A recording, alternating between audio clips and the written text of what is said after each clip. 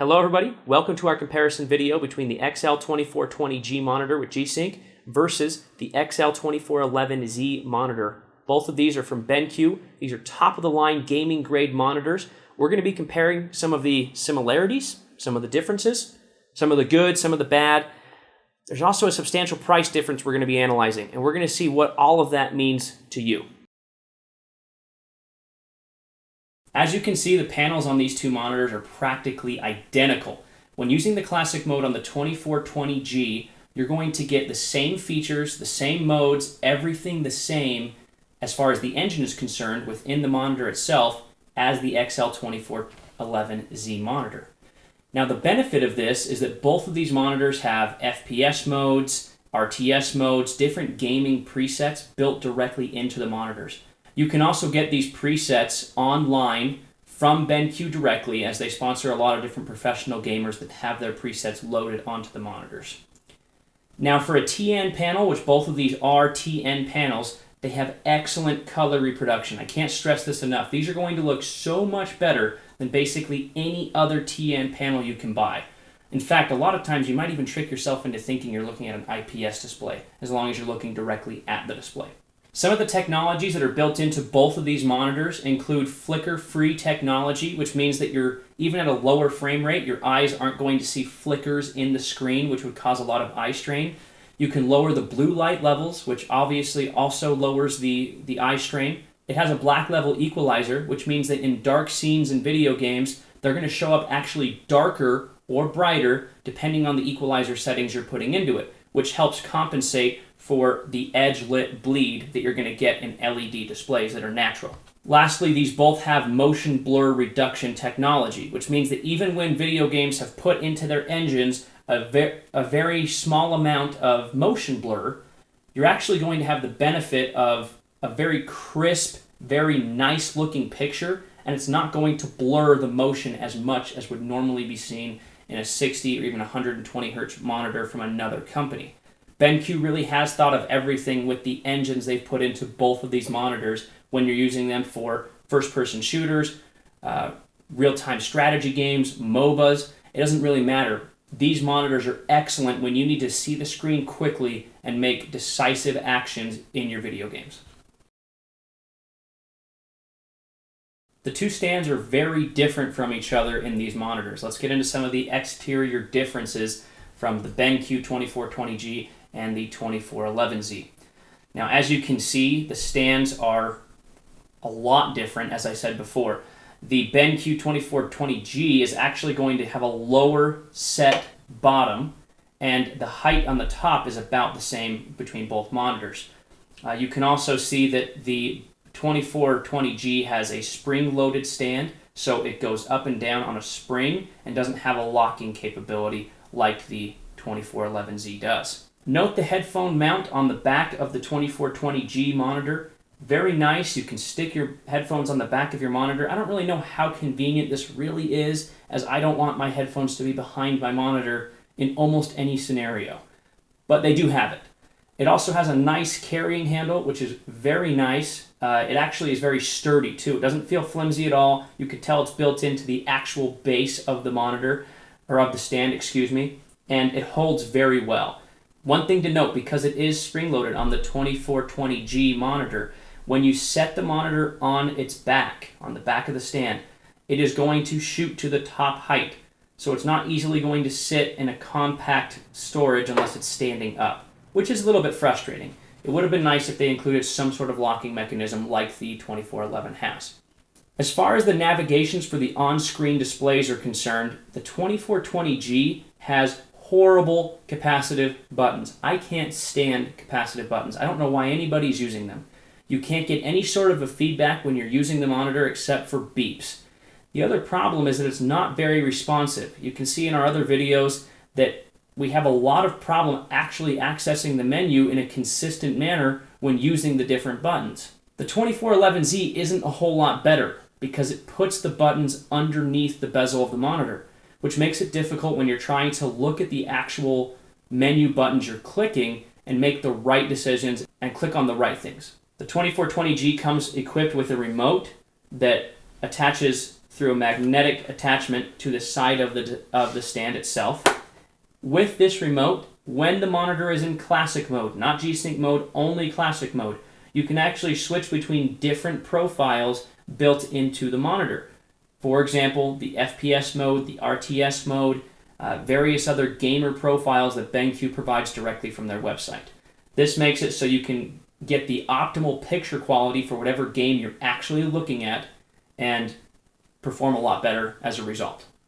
The 2420G comes equipped with two USB 2.0 slots on the side of the monitor, in addition to an audio jack that you can plug in your headphones. The 2411Z only has the audio jack. It doesn't have the USB ports on the side of the monitor, which may or may not be a benefit to you. Lastly, the 2420G on the exterior has a very different aesthetic to it. It's a lot sharper. It has very clear angles, defined angles, especially on the back of the monitor and on the base. It also has this red aesthetic, differentiator, whereas the 2411 has no other colors other than black. As previously noted, when in classic mode, these monitors have the exact same engine. They do the exact same thing with the same panel. So they're going to get the same experience between them. As far as the internals are concerned, where the differences start to show forth is in the G-Sync engine that's built into the 2420G monitor. What G-Sync is going to do for you is it will provide adaptive frame rates. What does adaptive frame rate mean? Well, it's very simple. When you're running a game and you have your 144 Hz running just fine, you don't really worry about the drop in frame rates because it's always going to maintain that consistency. However, if you have higher quality games, AAA titles, and you don't have the nicest, most expensive rig you can buy, your frame rates are going to drop occasionally. The actual frames it's showing on the monitor will match the frames your graphic card is putting out. There are a few limitations with G-Sync. So keep in mind that occasionally you will get some stutter every once in a while. This has actually recently been discovered. What G-Sync does is it automatically will halt the frame rates until the rates return to an appropriate level. But the engine has an issue with this. It waits for the frames so the delay is actually noticeable. You can actually see it on your screen. Whereas in the classic mode or with the regular 144 Hz monitor, it's actually just going to maintain and keep the last frame so it doesn't look like a noticeable stutter.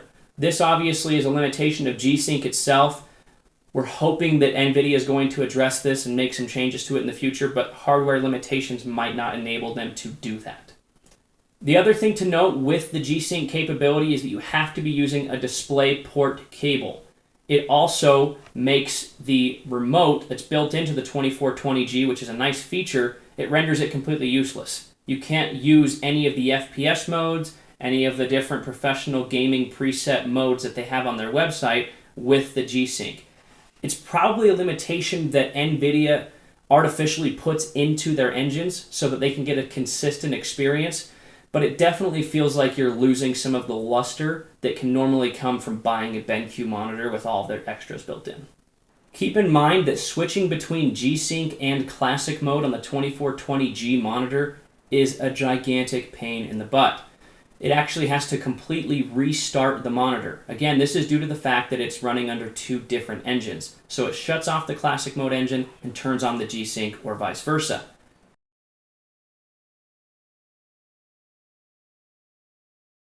Obviously, both of these monitors have their merits, but which one's best for you? Honestly, it depends on your needs. Do you need a very high quality TN panel, 144 Hz refresh rates, and all of the features to bring the cows home, but you also have a restrictive budget?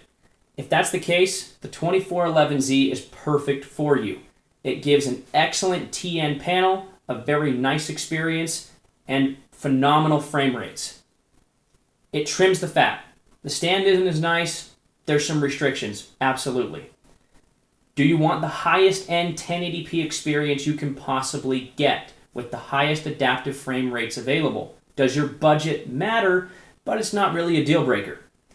All of those games that would normally drop your frame rates to unacceptable levels, it makes them look phenomenal, even when you have those frame rate drops. The 2420G is packed to the seams. It has all the features of the 2411Z, but it also has G-Sync, and the stand and the aesthetic quality is definitely a benefit when looking at all things considered.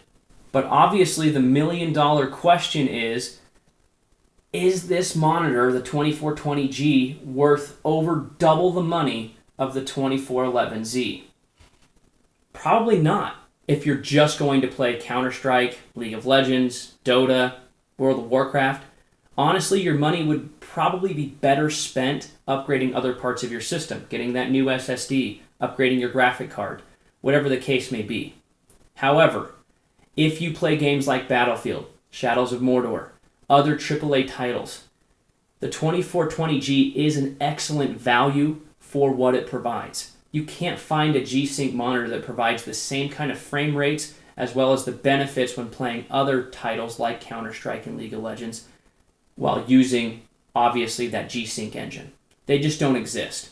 Speaking specifically to price, the 2420G right now is about $600 on various websites, Newegg, Amazon, doesn't really matter. You're not really going to get it for less than $600. The 2411Z, however, sometimes goes as low as about $250 and usually sits in the $300 price bracket. What that means is you're paying double the money for a different aesthetic look and the capabilities of running G-Sync.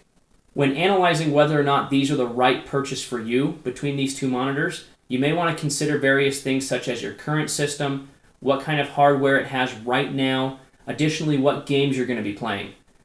You may also need to consider how many of those keys you need to buy to open up cases from Valve. Obviously, the decision between which monitor is best for each individual person needs to be made by that individual person. Hopefully, with this information, you can make a little bit more informed decision on which monitor is right for you. Personally, I love the 2420G because I do play AAA titles, as well as Counter-Strike, Dota 2, and various other games that have a competitive nature to them. You may see the benefits in just getting the 2411Z, and that's totally fine. All in all, you really can't go wrong when purchasing either of these monitors. They're both excellent quality displays, very sharp and crisp. I can put my wholehearted recommendation behind either one of these monitors. If you're looking for the best experience possible, depending on your budget, one of these will work for you. Thanks again for watching our comparison of the XL2420G and the XL2411Z monitors from BenQ. Both of these monitors are great values in their own right. If you're looking for the top of the line, G-Sync, best frame rates in any game, even the most modern titles, obviously this G-Sync 2420G monitor is excellent. On the other hand, if you're looking for the same panel, the same great features as far as the FPS benefits, the low flicker technology, the ability to really get the most out of the rig that you're using, and you're not too concerned about the frame rate dips that modern titles might bring, the XL2411Z has also been an excellent monitor for us to look at. Both of these monitors definitely worth your money if you are serious about gaming and you're serious about doing the best you can with the money that you have. Obviously, which one is up to you to decide, but I think that both of them can earn our recommendation without a doubt. Make sure to check back for more reviews, unboxings, and analysis of different phones, gadgets, monitors, graphic cards, cases, you name it. If you want to buy either of these products, please click the link in the description. It goes directly towards supporting us so we can continue to make videos like this. Like the video if you liked it, comment if you have any questions, suggestions, or you just want to be heard. Don't forget to subscribe for continuing videos to satisfy your tech needs. We appreciate your support. We are Gus Tech, and we'll see you next time.